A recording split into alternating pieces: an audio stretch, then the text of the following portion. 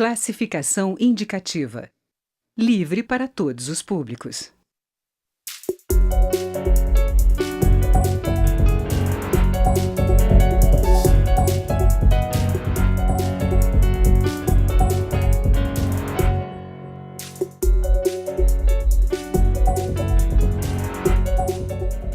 Segurança pública é um dos assuntos prioritários na pauta da Câmara neste ano. Sistema integrado de segurança, intervenção no Rio de Janeiro e mais dinheiro do orçamento da União no combate ao crime são alguns dos assuntos de destaque. O Câmara Debate recebe os deputados Zé Geraldo, do PT do Pará, e o deputado Laudívio Carvalho, do Solidariedade de Minas. Vou começar com o deputado Laudívio. Deputado, vamos começar falando sobre esse sistema único de segurança. O senhor acha que isso está para receber urgência, pode ser votado nas próximas semanas no plenário? O senhor acha que resolve, ajuda, é importante? Olha, ajuda. A primeira coisa que nós temos que entender é que a pauta da segurança é a grande pauta nacional hoje. Nós não temos uma segunda discussão, um segundo assunto que não seja segurança.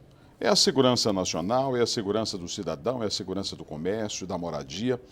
E essa casa tem que se debruçar em cima desse assunto, sim. Nós temos que discutir segurança. Agora você me fez uma pergunta.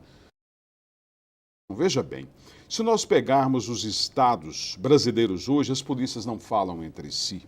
Se você quiser tirar uma carteira de identidade no Distrito Federal e outra em Minas Gerais, você tira duas com números diferentes. Ou seja, os órgãos de segurança não se falam. Muitas vezes um foragido da justiça é procurado em um estado, ele comete um crime em outro estado, só vão saber que ele é um procurado depois da prisão, após o cometimento de um outro crime. Então, é preciso que haja integração entre as forças de segurança. Não é possível que a Polícia Civil não fale com a militar, que o agente penitenciário não fale com o agente socioeducativo. Está tudo errado. Esse modelo de segurança pública do Brasil hoje está completamente falido. É um tema que a gente tem que discutir sem paixão, mas com muita responsabilidade. Deputado Zé Geraldo, sua opinião sobre esse sistema único de segurança que a Câmara está discutindo? Bom, primeiro dizer que realmente a pauta da segurança pública, ela merece destaque, como merece a pauta da saúde, da educação, da geração de empregos, né?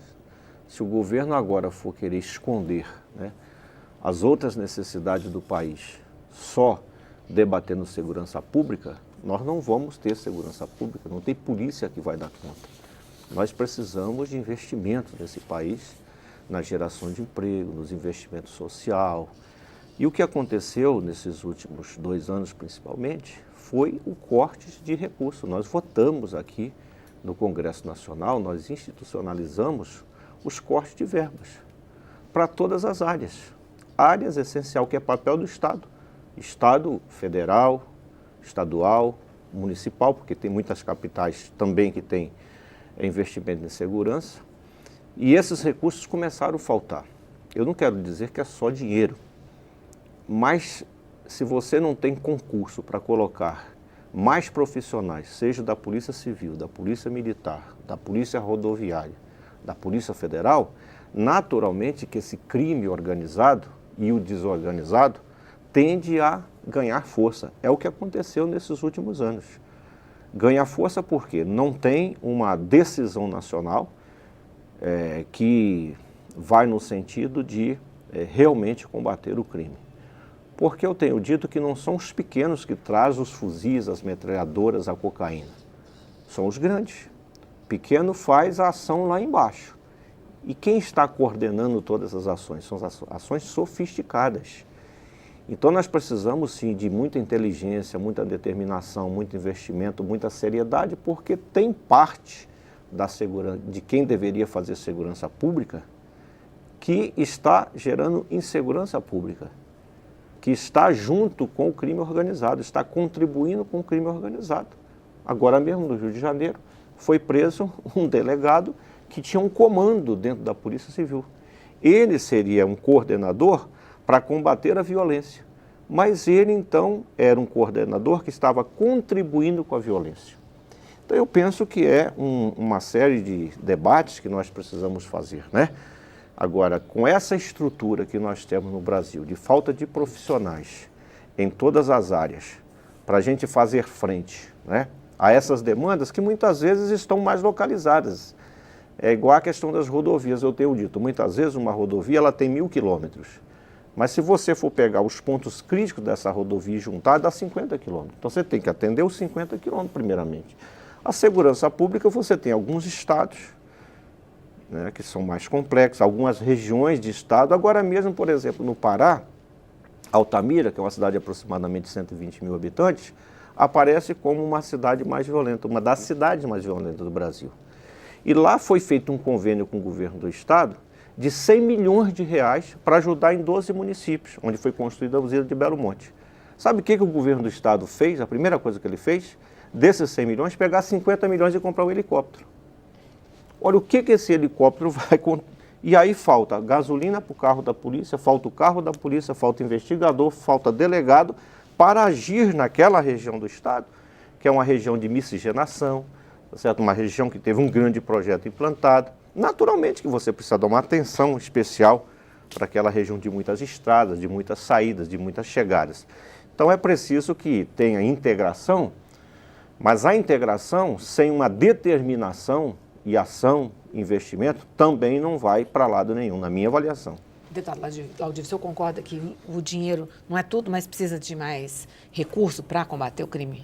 Claro, você não consegue sobreviver sem dinheiro, principalmente num país desorganizado como o nosso. As forças de segurança necessitam disso. Mas veja você, o Rio de Janeiro, por exemplo, que sofreu uma intervenção nacional recentemente, e nós votamos nessa casa aqui.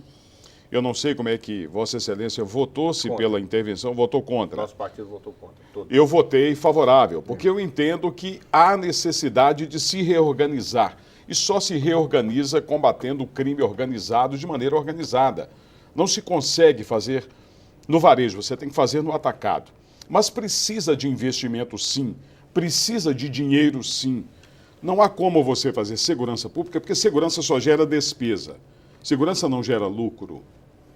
Assim como a saúde também só gera despesa e não gera lucro. Gera lucro para empresas privadas que atuam naquela área. Mas se nós pegarmos, por exemplo, Minas Gerais.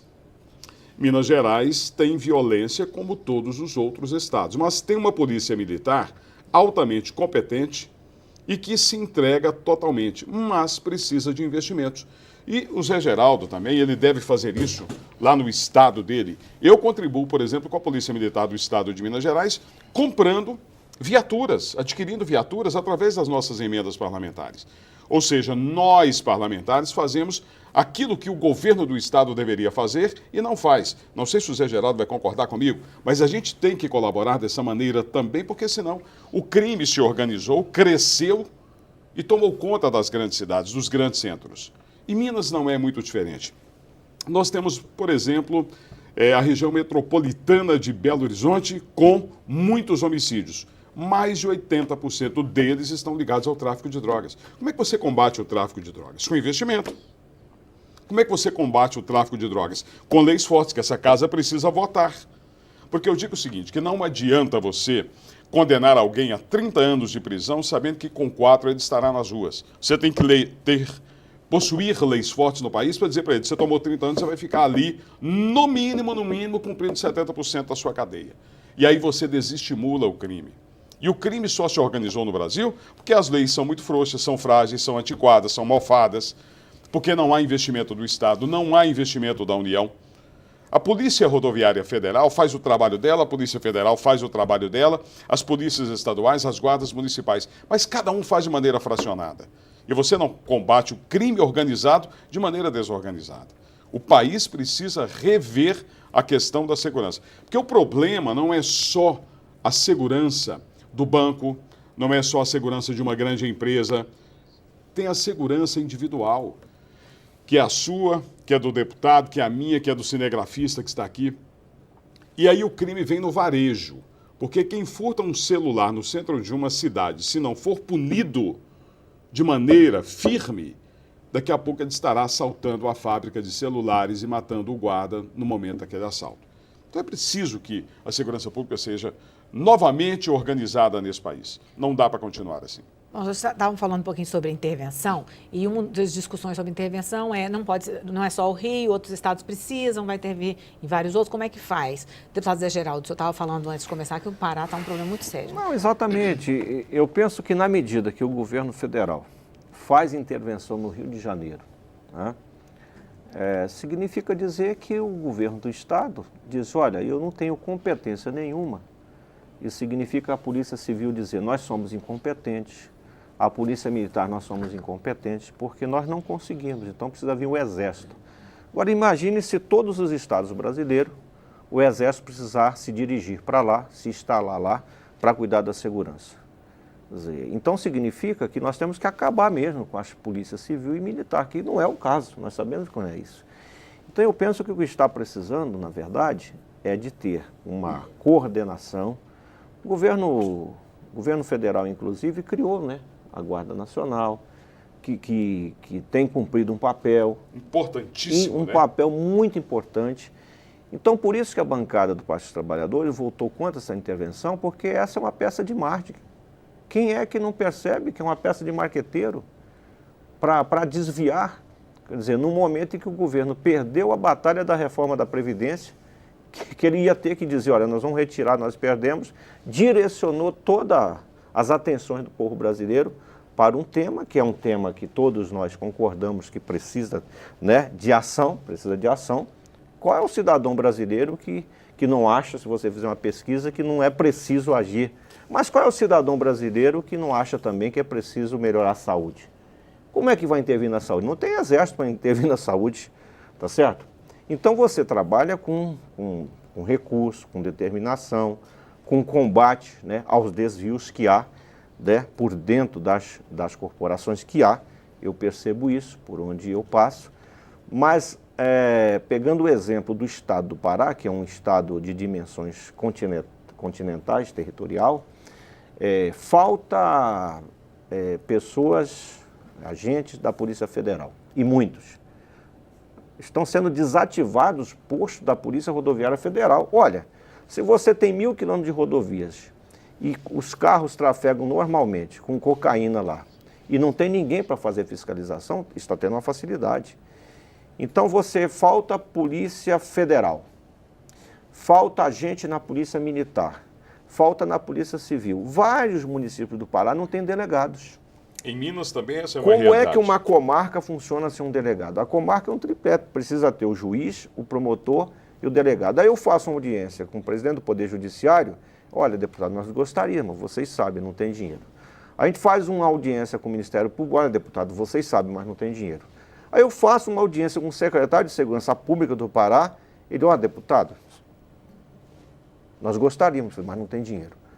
Então, em todas as audiências que eu tive em Belém, com o presidente do Poder Judiciário, com o Ministério Público, com o secretário de Segurança Pública, todos disseram para mim que a segurança pública, para melhorar, precisa desses investimentos. Ao não ter esses investimentos, você pode fazer a intervenção que você quiser, que não vai funcionar, até porque essa intervenção ela não será permanente. Daqui 1 ano vai ter intervenção, daqui 2 anos o Exército estará lá.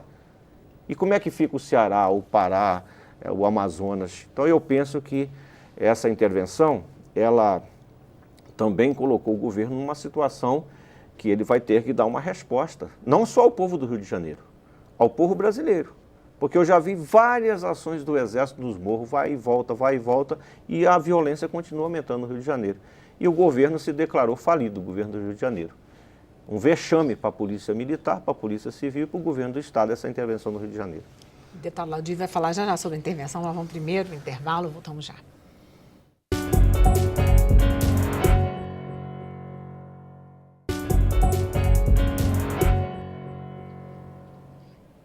O Câmara Debate está conversando com os deputados Zé Geraldo, do PT do Pará, e Laudívio Carvalho, do Solidariedade de Minas Gerais.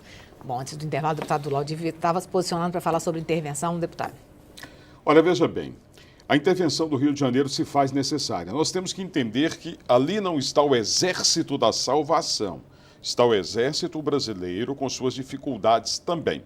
O Rio de Janeiro é uma cidade diferente, cheia de morros. Então, uma ocupação em um morro é diferente de uma ocupação em um local plano.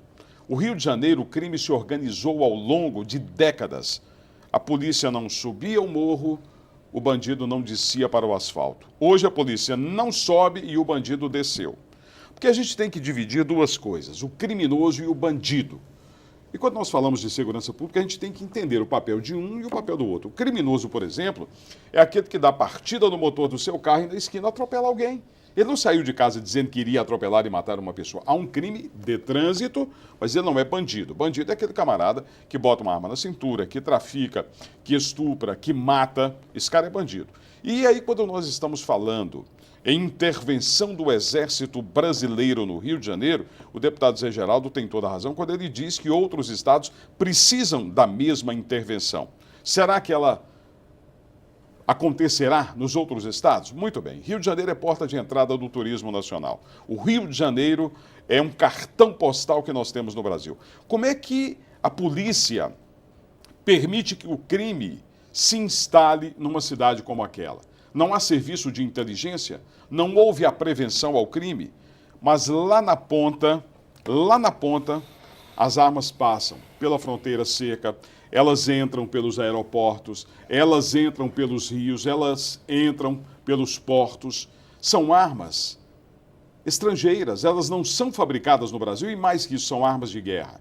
Então é preciso que haja uma estrutura. A intervenção no Rio é uma resposta que o governo federal tem que dar, mas tem que dar com muita seriedade.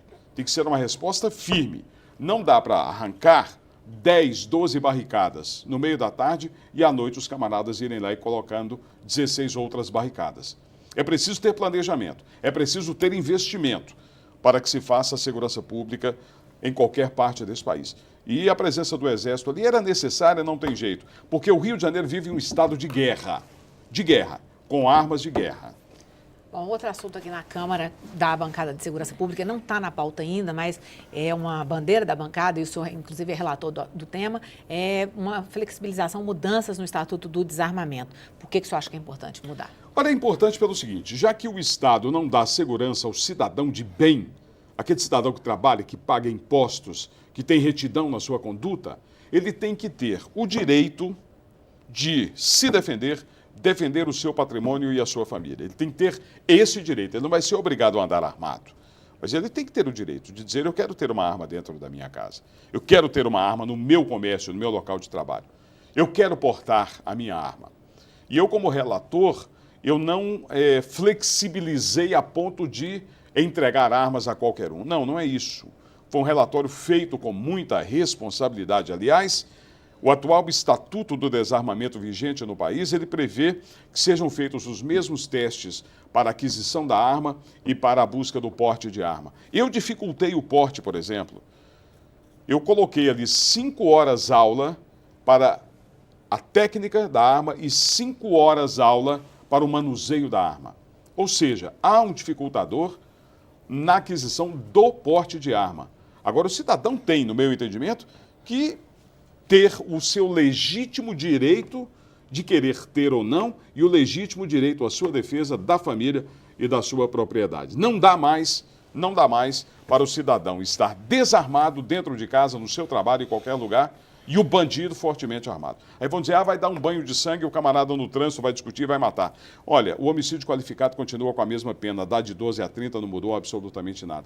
Quem fizer o uso da arma de maneira equivocada, de maneira irresponsável, vai pagar por isso. O deputado Zé Geraldo, do PT, historicamente é a favor do Estatuto do Desarmamento. É porque, na verdade, nós devemos sempre trabalhar com o horizonte de que nós vamos diminuir a violência no Brasil. E quando você trabalha o armamento, você trabalha com o horizonte de que nós vamos enfrentar sempre a violência no Brasil. Ela vai sempre aumentar. Então é muito ruim trabalhar assim, porque aí todos vão querer se armar. Basta você cumprir a lei, faz lá o treinamento, tudo bem. Então eu também vou me treinar, porque eu não sei atirar. Então, para mim comprar uma arma, eu preciso me treinar, vou comprar arma, vou tirar o porte dela, vou andar com a minha arma, tá certo? Acontece que ali na frente eu vou encontrar 3, 4 armados e despreparados. E o que eu vou fazer com a minha arma sozinho contra 3? Por mais que eu atire bem, mas eu posso matar, eu posso morrer. Então eu prefiro trabalhar pensando em um país que vai exatamente combater a violência, onde nós não precisamos andar armado. Nós temos países no mundo que nem a polícia anda tão armada, não existe tanta polícia armada na rua. E as coisas estão dando certo. Então, um país igual o Brasil, se nós tivéssemos menos armas na mão de tanta gente, nós teríamos menos morte. É o caso que eu citei lá em Belém. O cidadão, de repente, achou que o cidadão lá que encostou era uma pessoa despreparada, ele arrancou de uma arma e atirou e matou. Ele poderia estar andando com aquela arma. E foi durante um assalto, deputado? Nem era um assalto porque ele foi para roubar, para tomar o celular. Então era um bandido que estava com a arma. Um celular. Ele era um bandido, mas aquilo que eu digo, não era esse bandido tão organizado. Um bandido que hoje eu preciso de R$200, de R$100, vou roubar um celular. O cidadão encostou o carro, abriu o carro, quando ele abriu o cara chegou. E ele foi querer fazer um enfrentamento, achando que ele não tinha uma pistola. Porque se ele não tivesse uma pistola, no braço mesmo ele resolvia a situação ali. Mas será que essa pistola era registrada, devidamente registrada? Nunca registrada. Então a arma estava na mão de um bandido, né? Exatamente. E não na mão do cidadão de bem. Quem é que vai apostar que nós não vamos ter o cidadão de bem, treinado, que comprou uma arma registrada, e os cidadãos que não estão na ilegalidade vão deixar de ter armas? Por que as armas continuam existindo? As armas que são presas no Brasil inteiro, pela própria polícia, qual o destino dessas armas? Para onde essas armas estão indo? Eu conheço muitas situações que as armas são apreendidas e vendidas no mesmo dia, na mesma semana, para o próprio povo que pratica o crime. Isso não dá certo. Então, eu penso que partir do princípio que nós vamos organizar o armamento, significa dizer que nós não confiamos que nós teremos o combate à violência, o desarmamento. Então, nós somos contra exatamente por esse princípio. Nós precisamos trabalhar para acabar com a violência no Brasil, para desarmar o cidadão comum e para dar condições daqueles que precisam andar armado, aí sim, a polícia, a segurança, a Polícia Federal, o Exército, a Polícia Civil, a Polícia Militar, esses andam armados e esses armados precisam ter o papel de exatamente fazer com que não tenha ninguém armado atirando de qualquer maneira e matando, porque com arma de fogo se mata muito mais. Deixa eu só fazer uma colocação, posso? O deputado Zé Geraldo tem todo o meu respeito, ele sabe disso, e nós fazemos ali o chamado enfrentamento do debate no plenário da Casa. Ele tem um posicionamento, eu tenho outro. Nós temos um atual estatuto vigente no país, que dificultou, por exemplo, que o cidadão de bem adquira sua arma de fogo porque ele deu ao delegado da Polícia Federal a discricionariedade de decidir ou não se eu posso ter uma arma. É o delegado que decide se eu posso. São 60 mil homicídios por ano no Brasil. Não diminuiu em absolutamente nada o número de assassinatos no país depois que a atual lei passou a ser vigente no Brasil. Não mudou nada, absolutamente nada. Pelo contrário, os números até aumentaram da violência. E aí eu quero dizer mais. Quando você desarma o cidadão de bem, você tira o legítimo direito da defesa. Porque eu prefiro ter a chance, e em 1 milhão, de me defender com uma arma na cintura, do que não ter chance nenhuma. Zero de chance. E as armas que matam neste país estão na mão dos bandidos, em sua maioria. Dificilmente você vai encontrar um caso de alguém que trabalha, que estuda, que tem residência fixa, que nunca teve passagem pela polícia, matando os outros na rua. E mata-se com faca, com caco de telha, com espeto de churrasco, mata-se com tudo. E a lei prevê a mesma pena para qualquer tipo de homicídio. Não importa a arma utilizada. Agora nós temos que entender que uma coisa é o crime organizado, que utiliza fuzil, utiliza pistolas importadas, utiliza .50 que derruba um avião. Outra coisa é um revólver, outra coisa é uma pistola semiautomática na mão do cidadão de bem. São coisas completamente diferentes. A gente tem que separar o crime do varejo do crime do atacado. O Rio de Janeiro, nós estamos falando em crime organizado. É muito diferente do pequeno furto de celular. O deputado citou aí, o camarada foi fazer um assalto, atirou na cabeça da vítima. Esse cara é um bandido, ele não é um cidadão de bem. Ele não estava com uma arma registrada, ele não comprou aquela arma. Ele adquiriu de modo ilegal no mercado negro que existe. Aí o deputado disse aqui, e eu concordo com ele, que há desvio dentro das nossas forças de segurança, como em qualquer setor deste país. As armas entram e elas voltam, mas o quartel é atacado, a delegacia é arrombada, a casa de armas é arrombada. Então, essa arma que está no mercado, não necessariamente, ela saiu do bolso do cidadão de bem através de um assalto ou de um furto na casa dele. Deputado, rapidamente para encerrar, o senhor como relator, como é que está a negociação para votar? Rapidamente. Olha, rapidamente, então vamos lá. Nós pretendemos votar nos próximos 30 dias o 3722 em plenário. Que é o do que flexibiliza o Estatuto do Desarmamento. Deputado Zé Geraldo, você acha que é Que possível? regula, né? Regula. Não flexibiliza, Tá regula. bom, regula. Eu acho que é possível colocar em votação e vamos para o debate e vamos para a votação, né? É uma casa de leis. Provavelmente a bancada do Partido dos Trabalhadores votará contra. Nós vamos insistir no desarmamento, em mais investimento em segurança pública, em geração de emprego, em educação, cultura, né? Para que a gente possa também oportunizar a juventude. Quem está morrendo é a juventude. Pode pesquisar. Juventude muitas vezes negra. Então, extermínio de jovens, uma cidade como Altamira, Belém, extermínio de jovens que estão morrendo, porque na crise, com mais desemprego, mais violência. Corte de verbas, menos capacidade da polícia, todas as polícias, rodoviária federal, exército, aeronáutica, marinha, todo mundo, corte de recursos. Esse país vai para onde? Em 2019 nós estaremos melhor do que em 2018? 2020 nós estaremos melhor? Como é? Quem não planta, não colhe. Quem planta a chuva, colhe tempestade. O que está acontecendo nesse país nesse momento é isso. Ok, deputados, muito obrigada. Bom, o Câmara Debate termina aqui. Eu sou Mariana Pschito, que você pode rever este e outros programas na nossa página câmara.leg.br. Obrigado pela audiência e tchau. Até a próxima.